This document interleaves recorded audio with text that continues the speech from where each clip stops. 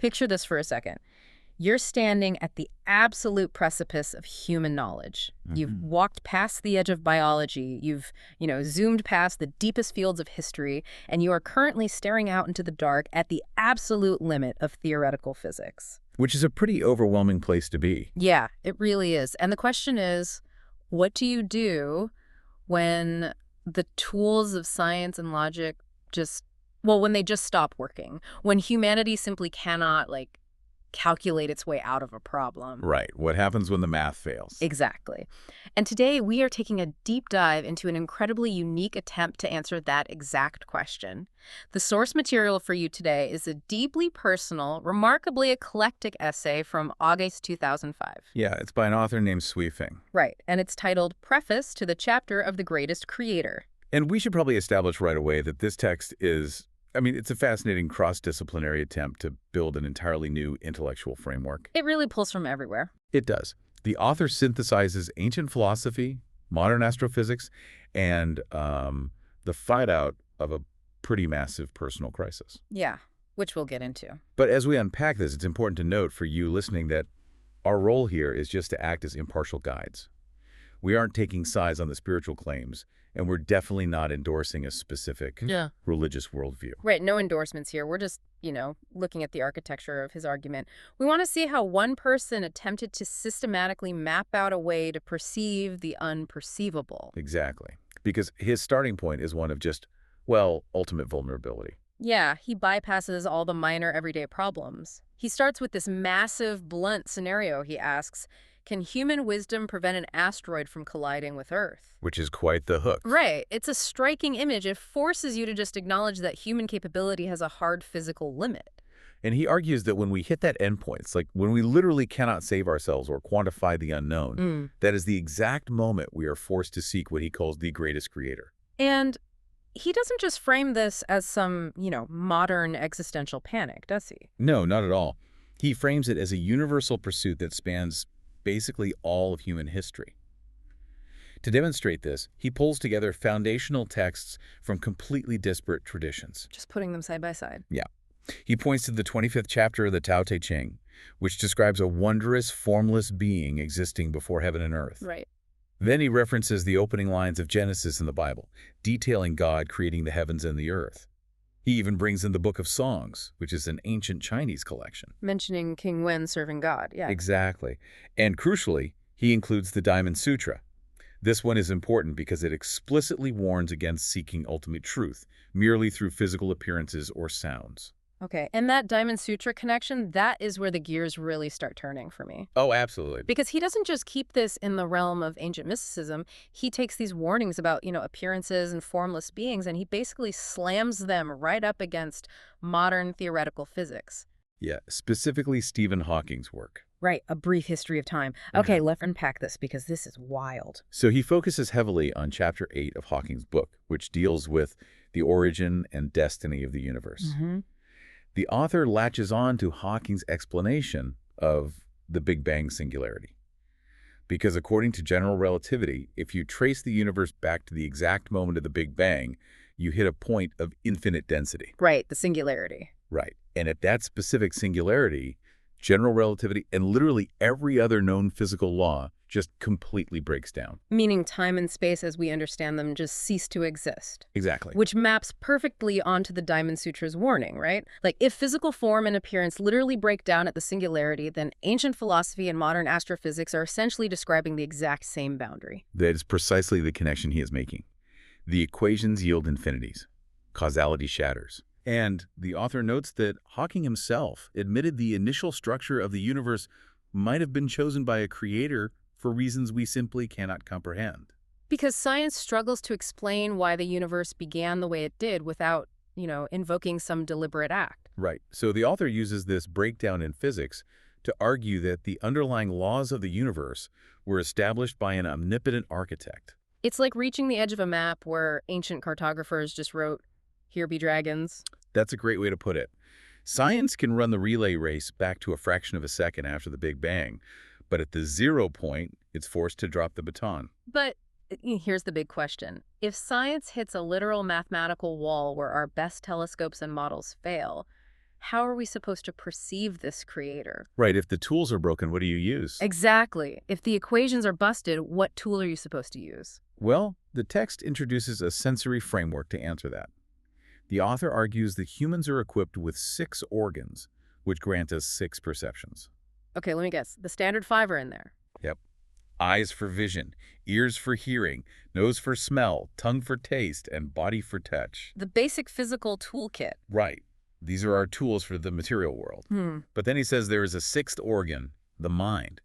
And the mind provides the perception of spirituality. So we use the sixth sense to communicate with the non-material world. Exactly. Here's where it gets really interesting. Think about it like holding your smartphone.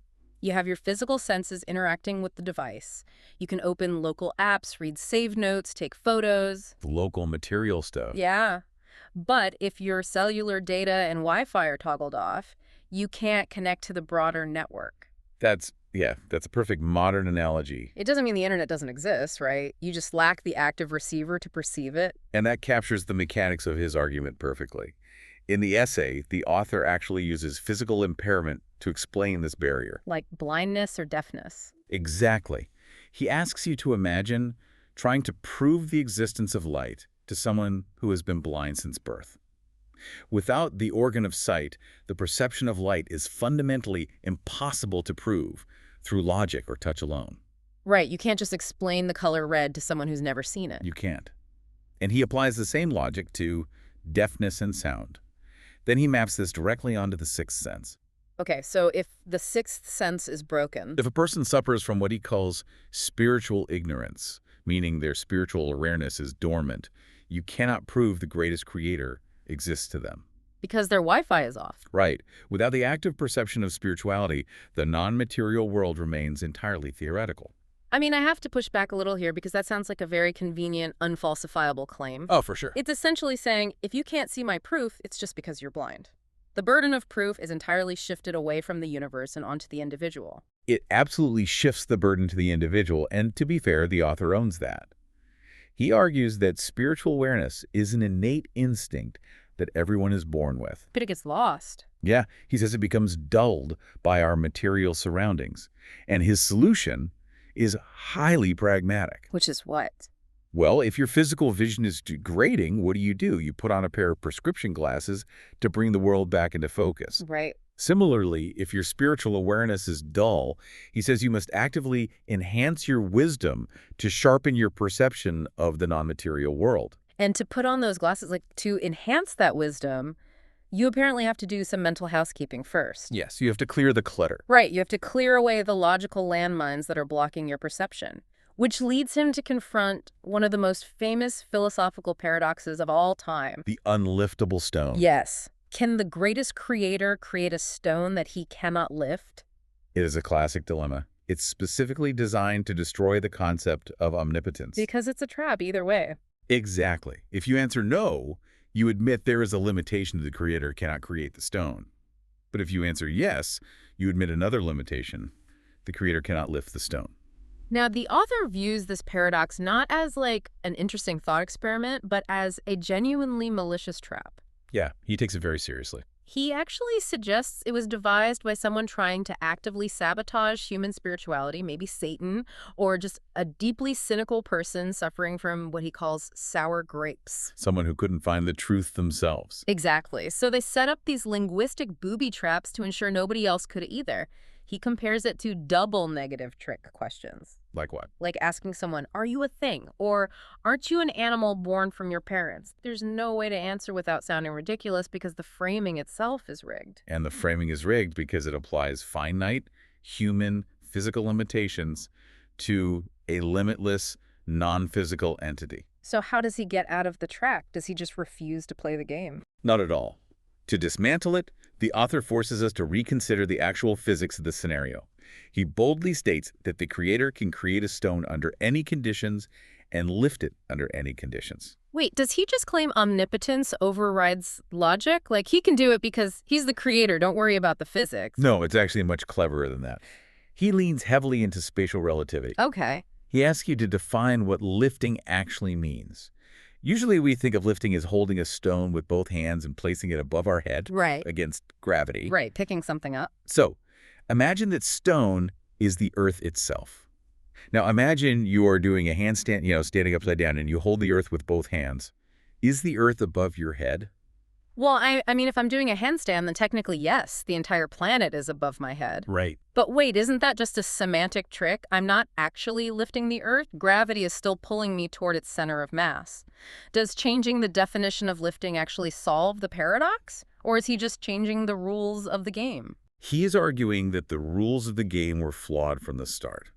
He points out that in the vastness of the universe, there is no absolute up or down. Oh, I see. Because it's space. Exactly. If you travel 360 degrees around a meridian, your orientation in space constantly changes. Because lifting only exists as a concept relative to a localized gravitational pull. It only makes sense on a planet. Yes. The word loses all meaning outside of that narrow human experience. If the creator is the architect of gravity itself, then asking if he can lift a stone against a force he invented is nonsensical. Wow. So he shatters the paradox by showing that our human language simply breaks down when applied to cosmic mechanics. Right. The trap relies on human physics, which don't apply. It's a brilliant way of highlighting how our own vocabulary limits our perception. But spending this much energy deconstructing the physics of an imaginary rock, it really forces you to look at the mind behind the essay. It does. Who actually sits down and writes this? Right, because this doesn't read like an ivory tower academic philosophizing in a vacuum. So what does this all mean? Well, it reads like someone who's been in the absolute trenches of everyday life. And we know this because he actually provides his resume halfway through the text. And it is a wild resume. It's staggering. At the time of writing, he was 46 years old, and he lists over 20 different professions. And he wasn't casually trying these out either. He worked almost all of them for more than 6 months each. Give us a few examples. Okay, so he was a shepherd, a farmer, an auto mechanic, a middle school teacher, a bar attendant, a nightclub manager, and a real estate developer. Wait, a shepherd and a nightclub manager? Yes, both.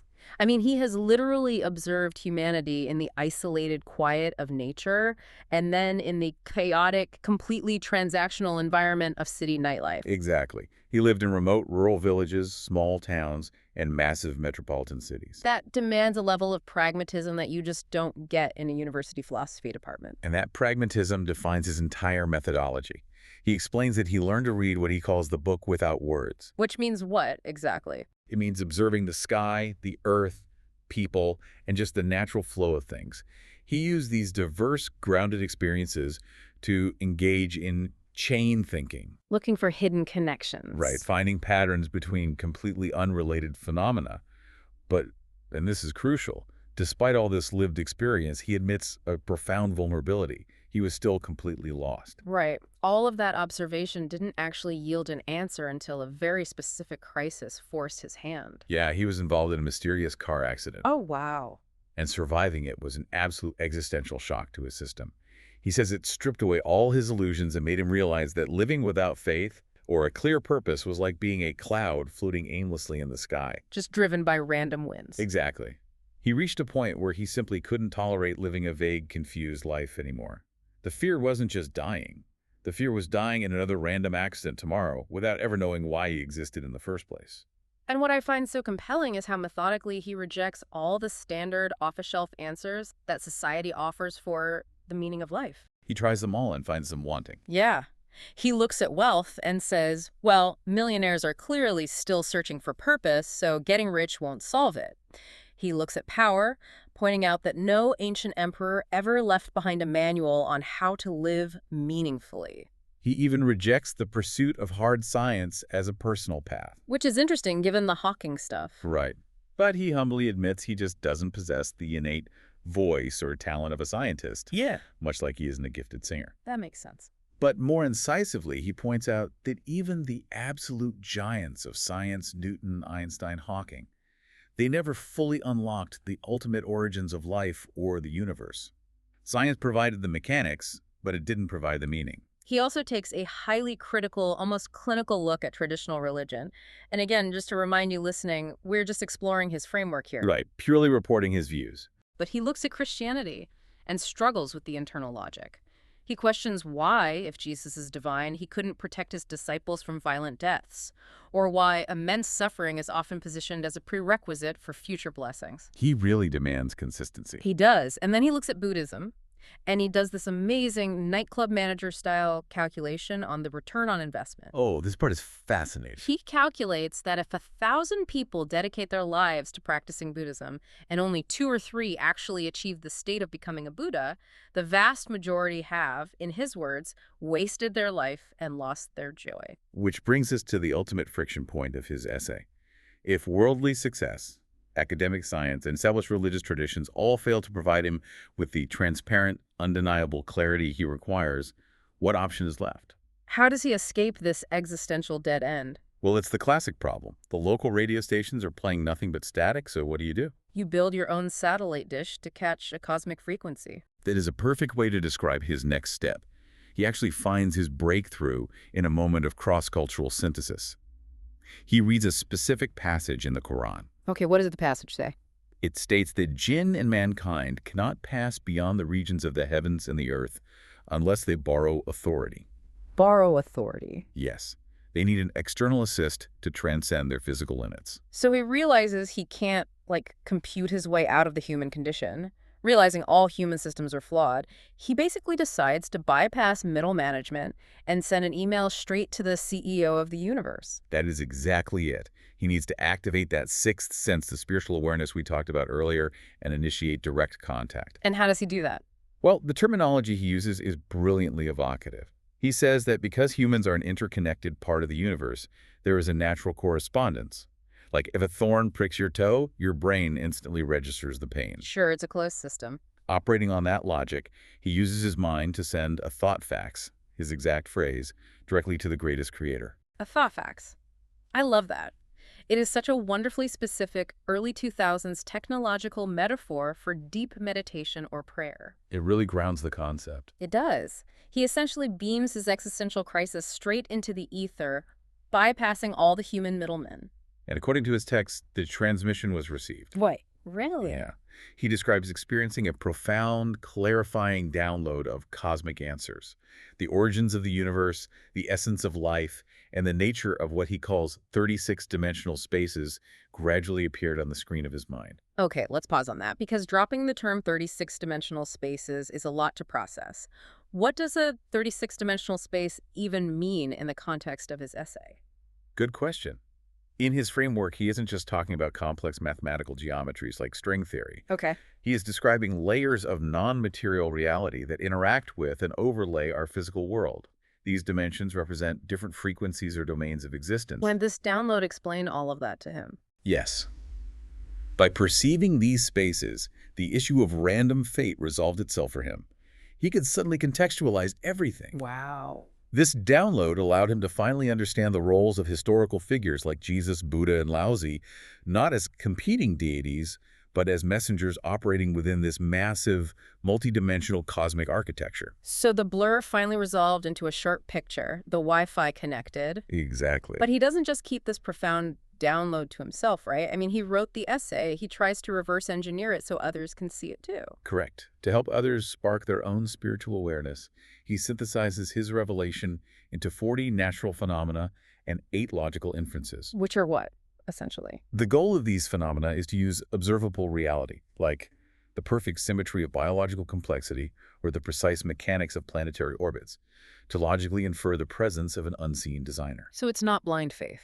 No, he isn't asking you to take a blind leap of faith at all. He is offering a trail of breadcrumbs leading from the material world to the non-material. But he's also highly realistic about the limitations of his own writing, isn't he? He doesn't expect this essay to instantly flip a switch in someone's brain. No.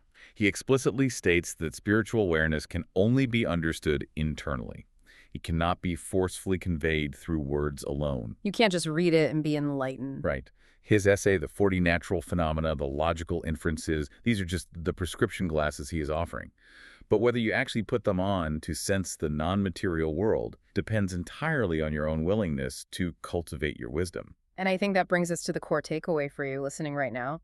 The enduring value of this deep dive isn't necessarily about whether you adopt Pfaffing's exact cosmology or start, mapping out 36-dimensional spaces in your living room. Right, that's not the point. The real value lies in the rigorous challenge she presents regarding how you seek meaning.